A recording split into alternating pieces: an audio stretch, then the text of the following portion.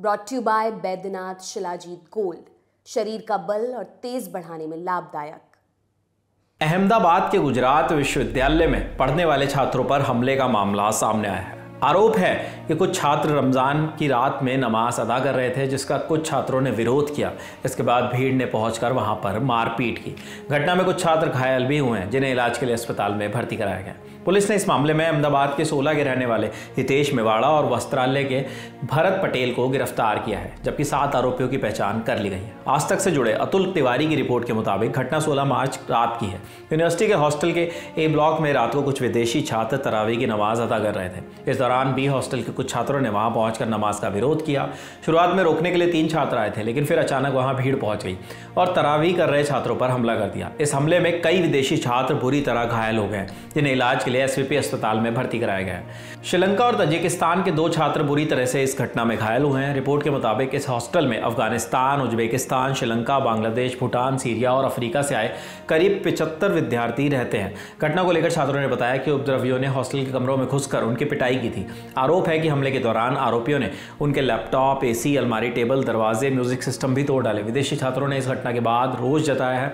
उनका कहना है कि वो भारत के त्योहारों में हिस्सा लेते हैं, वो भारतीयों को भाई मानते हैं, उन्हें ऐसी हरकत की उम्मीद नहीं थी। इस पूरे मामले पर गुजरात विश्वविद्यालय की वीसी का भी बयान आया है। सुनिए उन्होंने क्या कुछ कहा। शाम को लगभग 10:30 बजे विदेशी स्टूडेंट्स जहाँ रहते हैं उस हॉस्टल में कुछ घटना बनी है।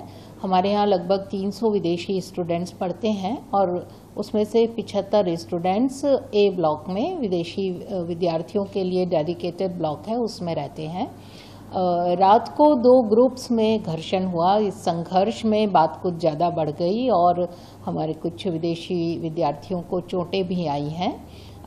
तुरंत ही हम लोगों ने FIR करवाई है और सरकार ने भी इस मुद्दे को बहुत गंभीरता से लिया है, पुलिस ने भी लिया है।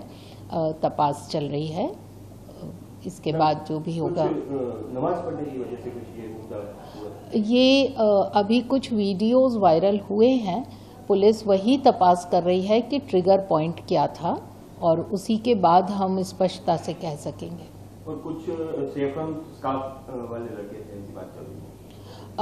पुलिस ने शायद उसी आधार पर कुछ चिन्हित किया है, ऐसा कमिश्नर सर ने भी बताया और हम लोग भी आपको सूचित करेंगे। इस मामले में पुलिस का बयान भी आया है। आगे की कार्रवाई गुजरात यूनिवर्सिटी पुलिस को सौंपी गई है। इस मामले में इंचार्ज डीसीपी तरुण तुग्गल ने बताया है कि आरोपियों को पकड़ने के लिए 9 टीम की रचना की गई थी।